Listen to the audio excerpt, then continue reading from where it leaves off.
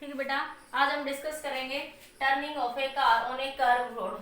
ठीक है, गाड़ी चलाते हैं, सभी के पेरेंट्स गाड़ी चलाते होंगे। ठीक है, तो ये कार का कर्व रोड है। ठीक है, ये क्या आपका एक कर्व रोड है। ठीक है, इसमें क्या हो रहा है, ऐसे टर्निंग करते हैं जैसे मोड़ आता है तब। तो ये गाड़ी जब टर्न करेगी तो क्या फ्रिक्शन होगा, क्या वेलोसिटी होनी चाहिए। देखो, जब भी जनरली क्या होता है, हम मोड पे टर्न करते हैं तो हमारी गाड़ी की स्पीड क्या होनी चाहिए, स्लो होनी चाहिए। ठीक है, वो क्यों होनी चाहिए, क्या रीजन है, उसके बारे में आज हम लोग डिस्कस करते हैं। ठीक है, तो ये आपके पास कोई गाड़ी है आपकी। ठीक है, तो इसके ऊपर ये v वेलोसिटी से इधर जा रही है आपके पास। ठीक है, ये सरफेस रोड के ऊपर चल रही है, तो वेट के कारण जैसे गाड़ी है आपके पास, देखो ये इस तरीके से, दिस इज योर गाड़ी। तो ये आपकी सरफेस पे चली हुई है, तो ऊपर सरफेस क्या लगेगा, नॉर्मल रिएक्शन। ऊपर क्या लगेगा, नॉर्मल रिएक्शन। नीचे वेट के कारण क्या लगेगा, mg। ठीक है, अब ऑब्जर्वर यहीं बैठा होता है, ऑब्जर्वर गाड़ी में बैठा होता है। ठीक है, तो आपके पास गाड़ी के अंदर ही होता है, तो क्या लगाएंगे यहाँ पे, जब वो ऐसे जाएगी तो उसको क्या फील होगा कि वो बाहर की साइड जा रहा है। जब हम गाड़ी को टर्न करते हैं तो क्या फील होता है कि हम सरफेस से किधर जा रहे हैं, आउटवर्ड डायरेक्शन में। तो उधर क्या क्या लगता है, सेंट्रीफ्यूगल फोर्स। आउटवर्ड डायरेक्शन में कौन सा फोर्स लग जाएगा फिर आपका, सेंट्रीफ्यूगल फोर्स। इस सेंट्रीफ्यूगल फोर्स को बैलेंस कौन कर रहा होगा, फ्रिक्शनल फोर्स। इस सेंट्रीफ्यूगल फोर्स को कौन बैलेंस कर रहा है, आपका फ्रिक्शनल फोर्स। ठीक है, टायर और रोड के बीच में क्या लग रहा है, फ्रिक्शन फोर्स। जैसे तुम ऐसे टर्न करते हो तो गाड़ी बाहर जाती है और एकदम धीरे से ऐसे आते है, तो उसको कौन बैलेंस करता है, फ्रिक्शनल फोर्स। टायर और उसके बीच में लगने वाला फ्रिक्शनल फोर्स क्या करता है, उसको बैलेंस करता है आपको। ठीक है, क्लियर हुआ इतना। ठीक है, तो क्या लगेगा इस पे, फ्रिक्शनल फोर्स।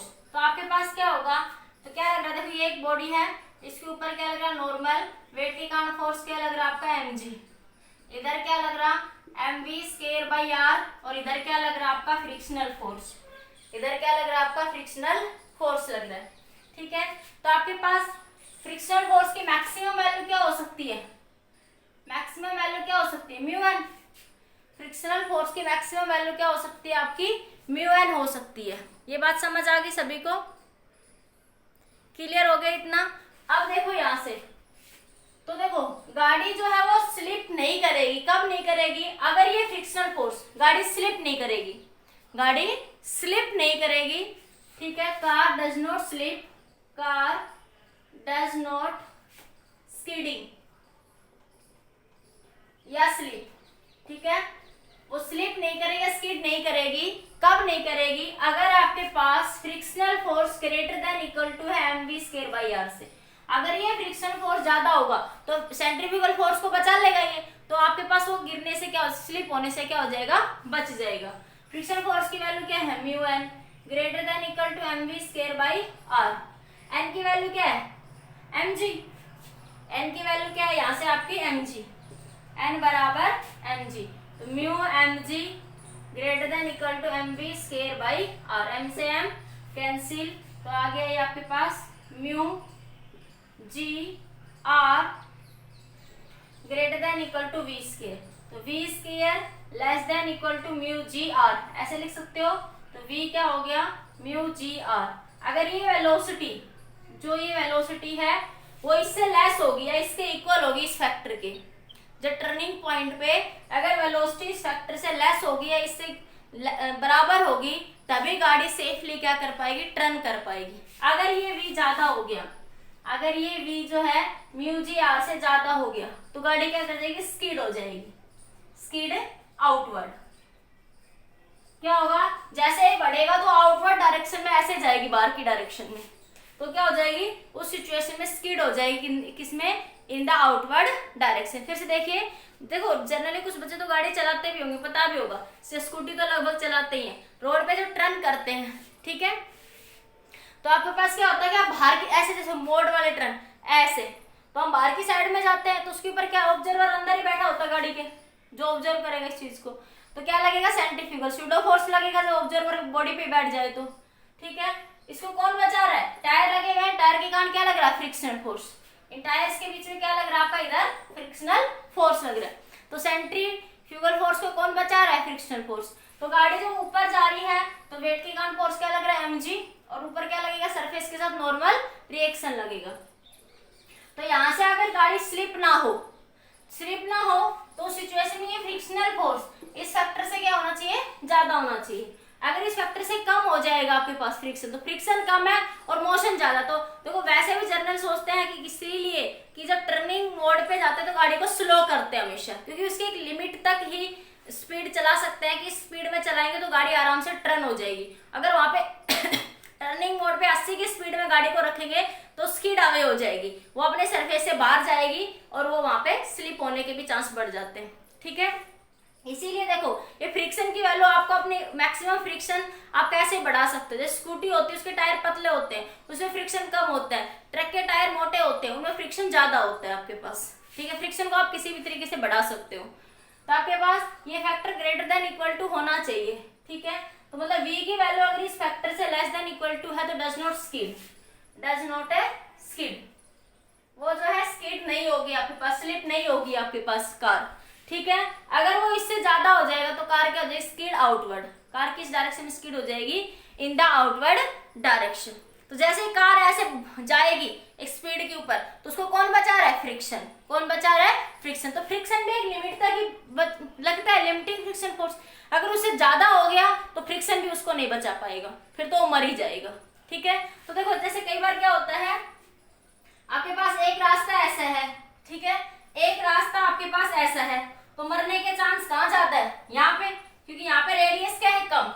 रेडियस क्या है यहाँ पे, कम। रेडियस कम होगी तो मरने के चांस क्या रहेंगे, ज्यादा, क्योंकि रेडियस जितनी कम होगी आपके पास उसी हिसाब से फ्रिक्शन क्या हो जाएगा, यहाँ से रेडियस कम होगी तो सेंट्रीफ्यूगल फोर्स बढ़ जाएगा। रेडियस कम होगी तो सेंट्रीफ्यूगल फोर्स बढ़ जाएगा और एकदम से गाड़ी बाहर जाएगी और मरने के चांस क्या हो जाएंगे, इंक्रीज हो जाएगी। इसे टर्निंग मोड पे हमेशा रोड को थोड़ा चौड़ा रखा जाता है। ठीक है, ताकि आपके पास मरने के चांस क्या हो, कम हो, स्किप होने के चांस क्या हो, वहां पे कम हो। Are you getting my point students, समझ आ गया सभी को, नोट करिए एक बार, फिर आगे डिस्कस करते हैं।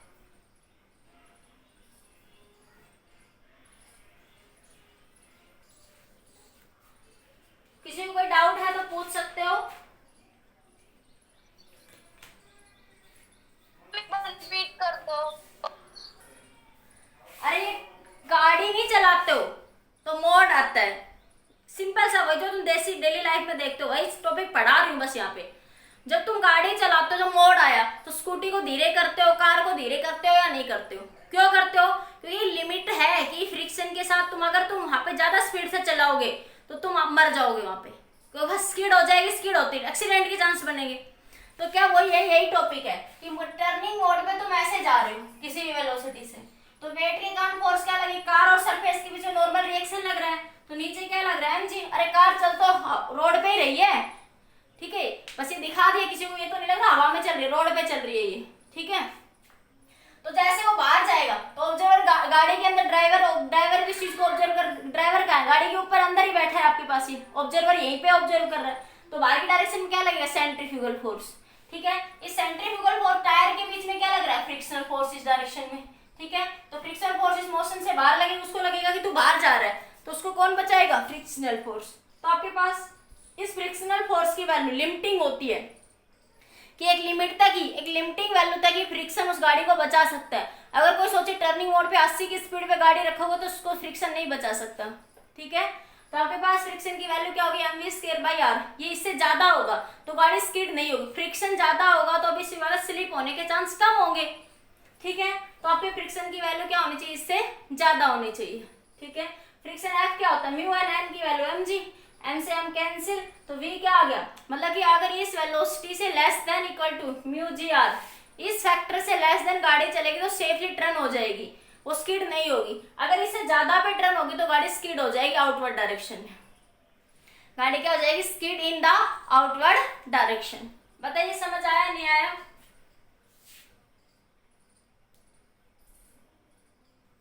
बोलिए। क्वेश्चन देखो इस पे बेस्ड आपका एक, on a horizontal road, question लिखिए, on a horizontal road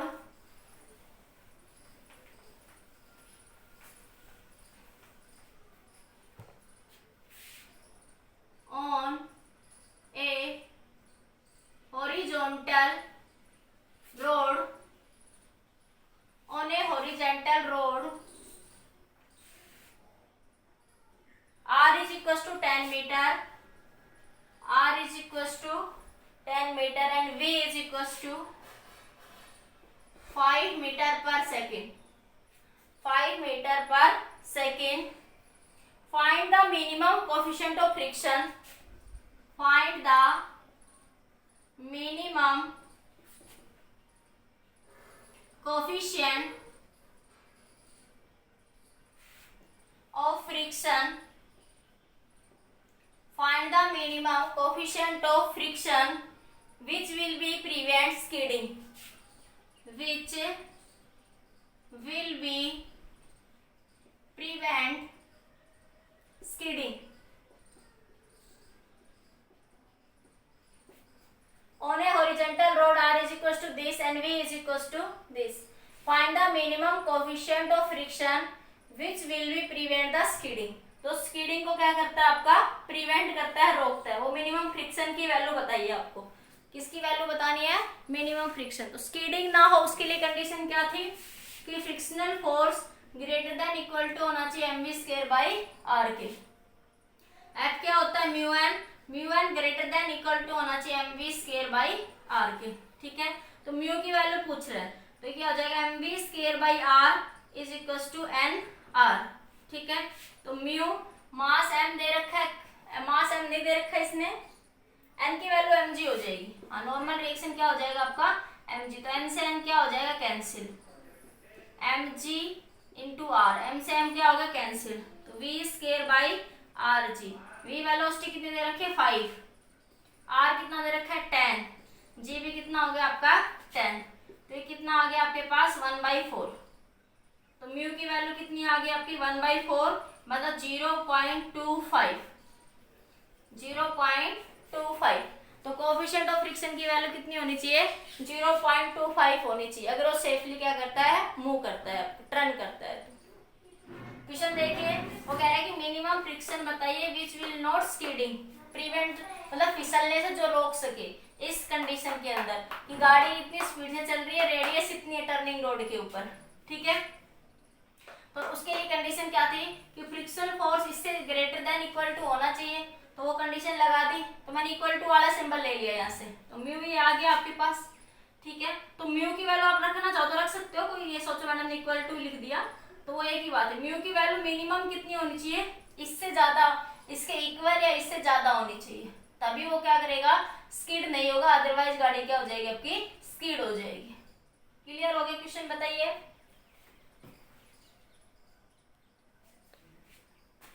next question देखो फिर उसके बाद, ये प्रॉब्लम भी काफी बार पूछ ली जाती है आपकी।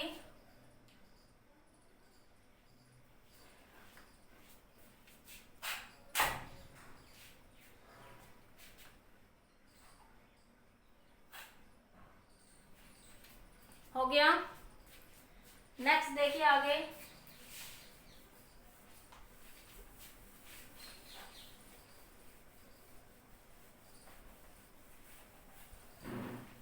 आपके पास एक बाउल है इस तरीके से, ये एक बाउल है। ठीक है, इसके अंदर कोई एम मास ऐसे मूव कर रहा है, यहां से यहां मूव कर गया, कहां पे मूव कर गया, यहां से यहां पे, इस डायरेक्शन में क्या कर गया, वो मूव कर गया आपके पास। ठीक है, तो इसमें क्या पूछा, इस क्वेश्चन में पूछा आपके पास find angle at which M remains equilibrium, find angle at which mass M, ये मास एम रिमेन्स इक्विलिब्रियम। पूछ रहा है कि find angle at which M mass remains in equilibrium in rotating the bowl, in rotating bowl। ये bowl एक कटोरी है, इस तरह के जल्दी खेलते हैं ना, ऐसे ऐसे कंजा खेल रहे हैं। ठीक है, तो आपके पास ये एंगल थीटा बताना है, ये कितने एंगल थीटा पे रोटेट करे कि वो कितने एंगल यहाँ पे क्या रह जाए, वो इक्विलिब्रियम में रह जाए। ठीक है, ये क्वेश्चन नोट कर ले इधर से, क्वेश्चन को समझिए जल्दी से, फिर डिस्कस करते हैं क्या क्या क्वेश्चन को कैसे निकालेंगे, सोचिए।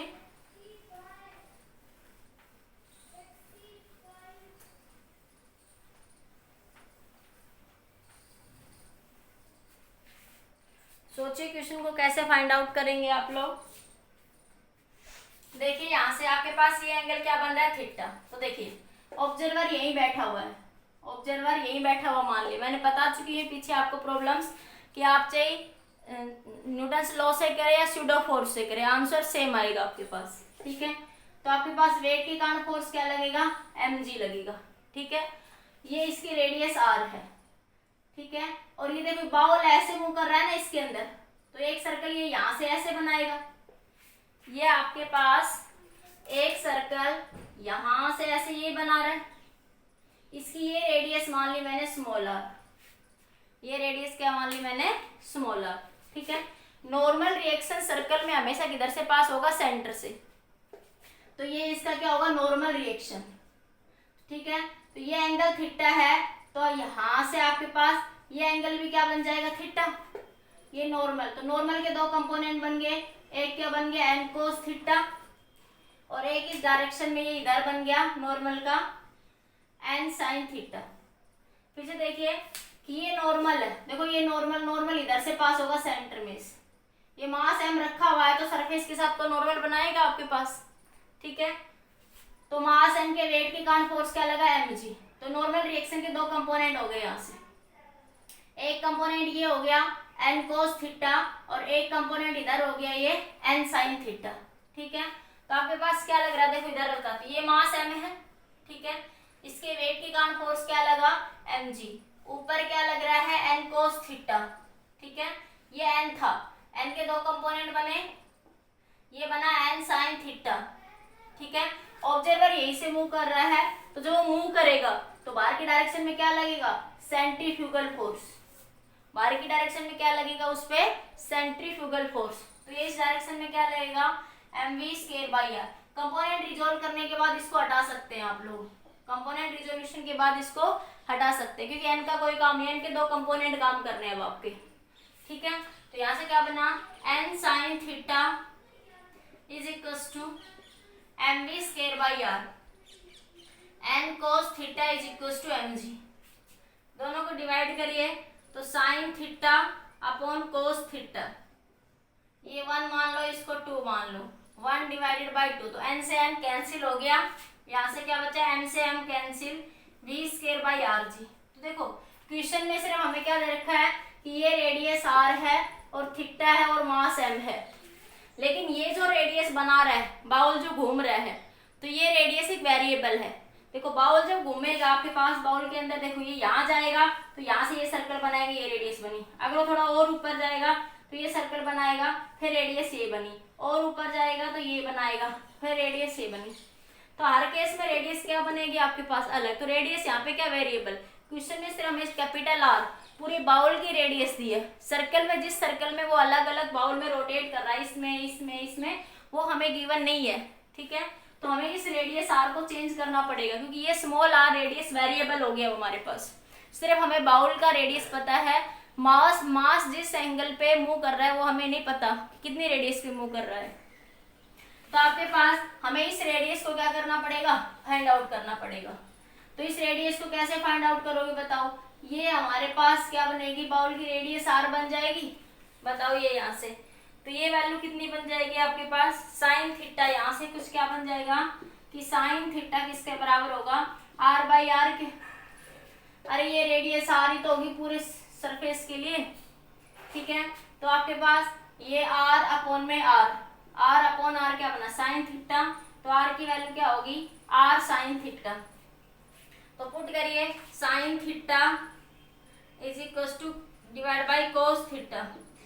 ठीक है, तो ये आपके पास क्या आया, यहाँ से आपके पास ये वैल्यू, इसकी वैल्यू, इसको v को चेंज कर लो, v को क्या लिख सकते हो, r ओमेगा। v को क्या लिख सकते हो, r ओमेगा। तो ये बन गया r² ओमेगा, एक बार मैं इसको चेंज कर रही हूँ, इंटू rg, एक r से आकार कैंसिल, तो sine theta divide by cos theta, और रोटेट कर रहा था एंगुलर वेलोसिटी ले लेंगे, तो r omega by g, r omega by g। ठीक है, तो ये बन जाएगा साइन थीटा, इधर से देखो इधर लिख दूं, ये सब समझ आ गया होगा। ये साइन थीटा कितना था, r/r। ठीक है, और v क्या लगाया मैंने, r ओमेगा, ये रिलेशन। तो यहाँ से देखो मैं इधर लिख रही हूँ इस रिलेशन को, यहाँ से, तो ये बन जाएगा आपका sine theta upon cos theta is equal to R की वैल्यू कितनी है, R sine theta, R sine theta into omega square divide by G. ठीक है, साइन थीटा कैंसिल, तो 1 by cos theta is equal to are omega square by जी।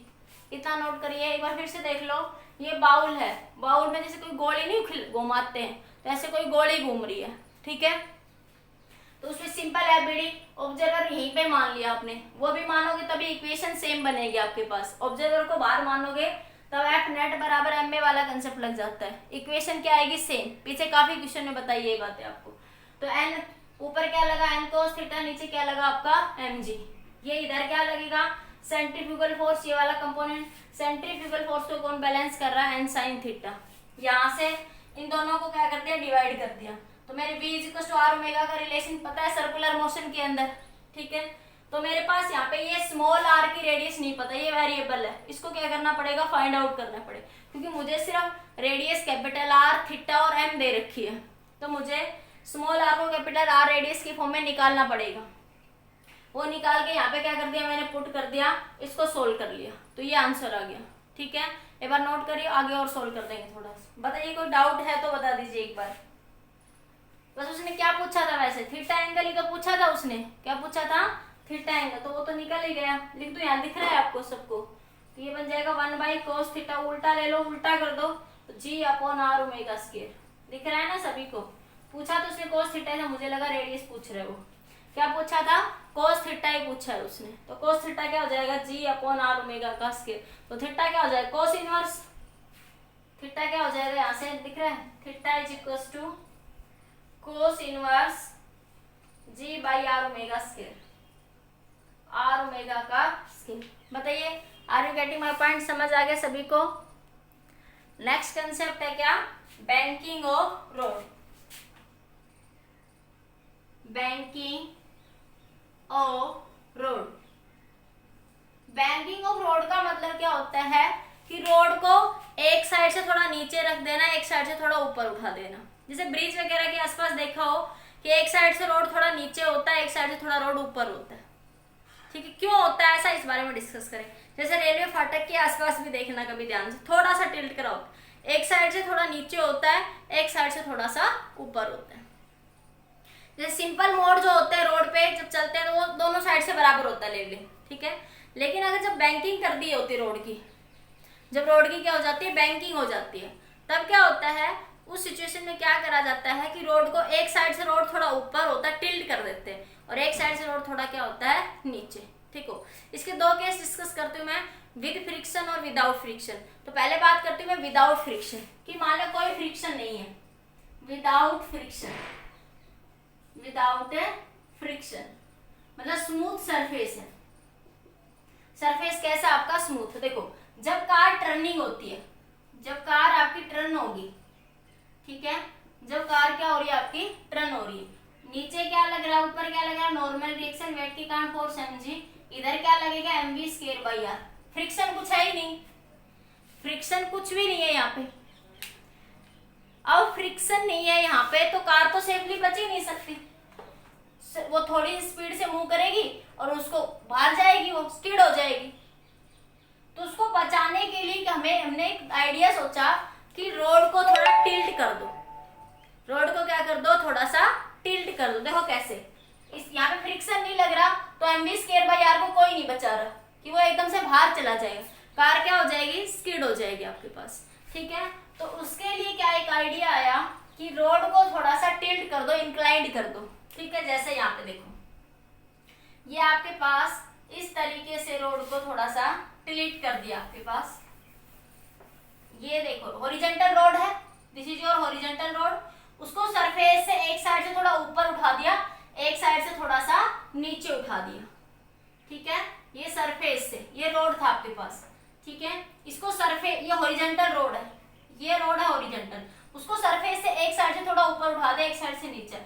ऐसा करने का purpose क्या था कि ऐसा करने से क्या हुआ आपके पास, देखो ये नॉर्मल है, अगर तो टिल्ट हो गया आपके पास, अब रोड थोड़ा टिल्ट हो गया तो देखो जब सरफेस पे बिल्कुल सीधा था तो नॉर्मल ऐसे लग रहा था, अब नॉर्मल अपनी पोजीशन से क्या होगा, थोड़ा टिल्ट हो गया ऊपर की डायरेक्शन में ऐसे, ठीक है। तो नॉर्मल जब टिल्ट हुआ तो देखो ये नॉर्मल ऐसे सीधा उल्टा लगेगा, जब गाड़ी टर्न करेगी तो ऐसे नॉर्मल लगेगा, ठीक है। पहले जब हॉरिजॉन्टल था तो देखो हॉरिजॉन्टल का नॉर्मल ये आ रहा है, ये हॉरिजॉन्टल का नॉर्मल सीधा ये आएगा। जब वो टिल्ट हो गई तो ये इस नॉर्मल के साथ एंगल क्या बना रहा है, थीटा बना रहा है, ठीक है। तो यहाँ पे क्या हुआ, इस नॉर्मल कंपोनेंट के दो कंपोनेंट बन गए यहाँ पे, एन कोस थीटा और एक बन गया इधर से ये एन साइन थीटा, ठीक है। और ये क्या लग रहा है, इधर बाहर की डायरेक्शन में क्या लग रहा है, सेंट्रीफ्यूगल फोर्स mv²/r। ऑब्जर्वर ये गाड़ी के अंदर ही है, तो जब ये एंगल थीटा है तो ये एंगल भी क्या होगा आपका थीटा। देखो कैसे, मैं अलग से बना के बता देती हूँ। मैंने कहा ये एंगल थीटा है तो नॉर्मल के साथ बनने वाला ये एंगल भी क्या होगा, थीटा होगा। कैसे होगा देख लो एक बार, ठीक है। देखो ये परपेंडिकुलर है इसके ऊपर, ठीक है, ये क्या है आपके पास परपेंडिकुलर, देखो इसका ये परपेंडिकुलर ऐसे जा रहा है और ये इसके साथ ही टिल्ट होके ऐसे बना रहा है, ये एंगल थीटा। तो देखो ये एंगल थीटा, ये एंगल 90 डिग्री, तो ये एंगल कितना बचा, 90 माइनस थीटा। तो ये एंगल भी कितना बचेगा, 90 माइनस थीटा। देखो ये एंगल 90 माइनस थीटा है तो ये एंगल भी कितना होगा, 90 माइनस थीटा। और नॉर्मल हमेशा सरफेस के साथ परपेंडिकुलर होता है, नॉर्मल हमेशा सरफेस के साथ क्या होता है, परपेंडिकुलर होता है, ठीक है। तो आपके पास ये पूरा एंगल कितना 90, तो ये पूरा एंगल है, देखो ये यहाँ से यहाँ तक का पूरा एंगल, ये पूरा एंगल कितना 90, तो ये बचा आपका 90 माइनस थीटा, ठीक है। तो ये वाला एंगल कितना हो जाएगा, थीटा हो जाएगा ना, इसलिए मैंने कहा ये एंगल भी कितना हो जाएगा, थीटा। अब टिल्ट करने का पर्पज क्या हुआ कि mv²/r को कौन बचा रहा है, n sin थीटा कंपोनेंट। जब स्मूथ रोड थी तो mv²/r को कोई नहीं बचा रहा था, mv जैसे गाड़ी टर्न करेगी तो बाहर mv²/r लगेगा, गाड़ी स्किड हो जाएगी। स्मूथ सरफेस है, कोई फ्रिक्शन नहीं है। अब यहाँ पे जब कोई भी फ्रिक्शन नहीं है, उस सिचुएशन में रोड को थोड़ा टिल्ट कर दिया, थोड़ा ऊपर की साइड उठा दिया, तो अब mv²/r को कौन बचाएगा, n sin थीटा। mv²/r को कौन बचाएगा आपका, n sin थीटा। और वेट के कारण फोर्स क्या लगेगा यहाँ पे, mg। वेट के कारण फोर्स क्या लग गया आपका, mg। ये समझ आ गया कि टिल्ट करने से क्या हुआ, टिल्ट करने से n sin थीटा mv²/r को बचा रहा है आपके पास।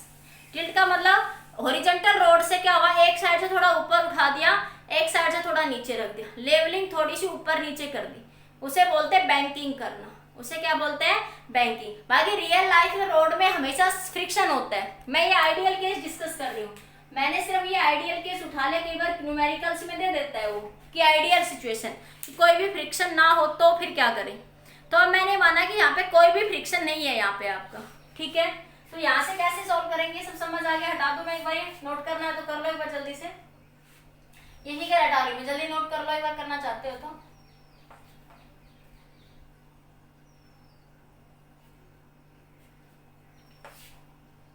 हो गया। अब यहाँ पे क्या होगा, n sin theta balance the centrifugal force. क्या लिख सकते हो आप लोग, in that case now n sin theta balance the centrifugal force, centrifugal force. n sin theta balance the centrifugal force, तो ये बन जाएगा यहां से देखो, n sin थीटा किसके बराबर हो गया, mv²/r के, mv²/r के, ठीक है। और n cos थीटा किसके बराबर हो गया, mg के, n cos थीटा किसके बराबर हो गया आपका, mg के बराबर हो गया, ठीक है। तो ये यहां से क्या बन जाएगा आपके पास, इन दोनों को डिवाइड कर लो तो ये बना n से n कैंसिल हो जाएगा, tan theta is equals to mv²/r into mg, m से m भी कैंसिल, तो tan थीटा किसके बराबर आ गया, v²/rg के, ठीक है। तो v² कितने के बराबर हो गया, rg tan थीटा के, तो v की वैल्यू कितनी आ गई, rg tan थीटा। रटना नहीं है कुछ भी, सिर्फ सब समझना है, ठीक है।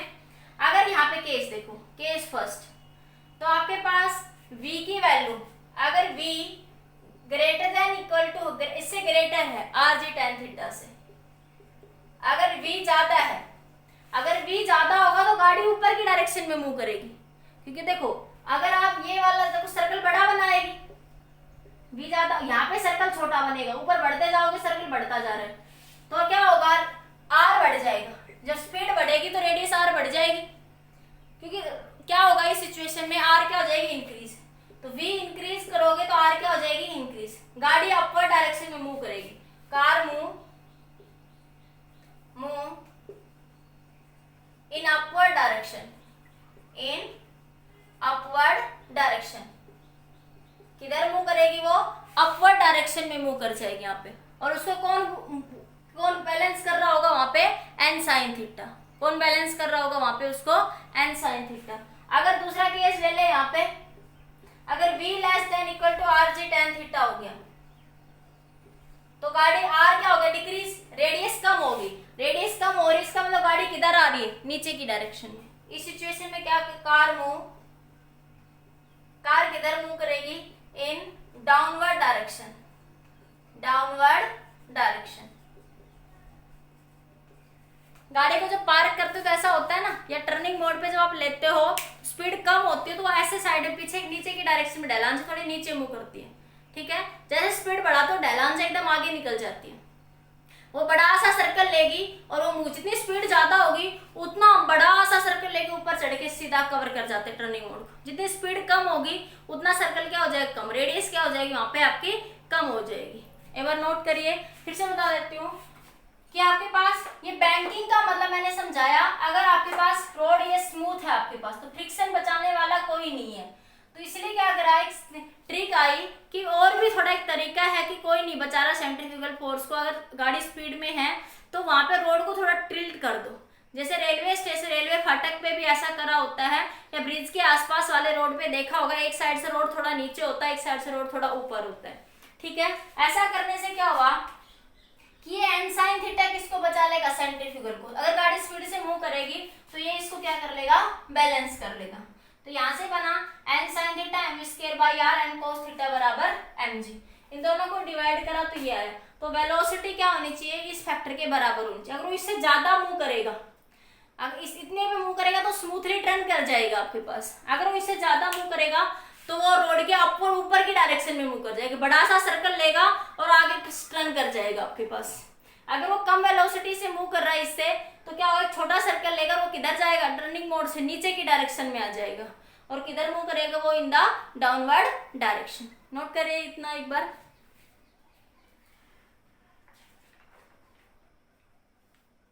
मैंने कर लिया नोट।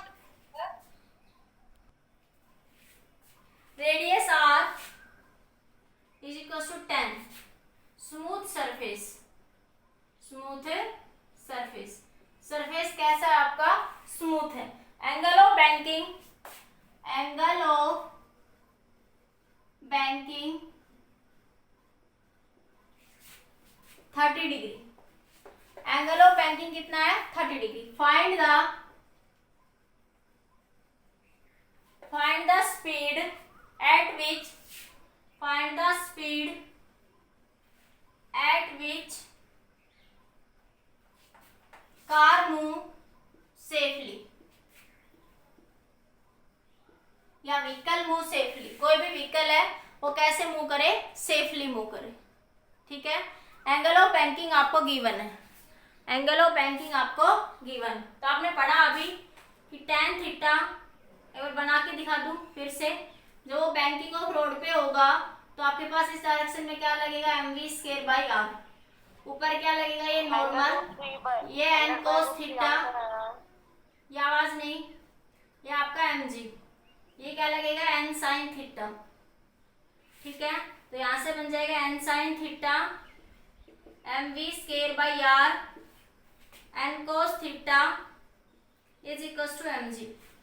तो यहां से क्या आया, tan theta is equal to v square by r g. क्या पूछा उसने, स्पीड, कि वो सेफली मूव करे। तो v स्क्वायर की वैल्यू क्या बन जाएगी, tan theta R G.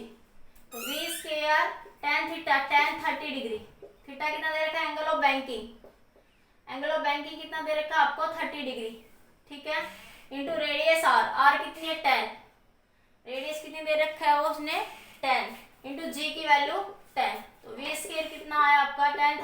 1/√3 into 100। इसको v को वैल्यू निकालोगे तो 1/√3 इंटू 100 और इस सारे की भी पावर कितनी हो जाएगी 1/2। तो और थोड़ी मॉडिफाई फॉर्म में लिखना चाहो तो अंडर रूट करेंगे 100 का तो 10 इंटू 1/√3। तो ये जो भी आएगा ये आपका आंसर आ जाएगा। इतनी वेलोसिटी से अगर वो मूव करेगा तो सेफली क्या कर जाएगा, मूव करेगा, वो स्किड नहीं होगा। अगर वो इतनी वेलोसिटी से मूव करेगा तो सेफली मूव करेगा, इट डज नॉट स्किड, ये स्किड नहीं होगा उस सिचुएशन में। क्लियर हो गया ये आपको? Yes ma'am. ठीक है, ठीक है बेटा, आज के लिए इतना ही। Banking with friction next lecture में डिस्कस करेंगे। ओके बेटा, सभी रिवीजन करते रहिए, पढ़ते रहिए। ओके बेटा।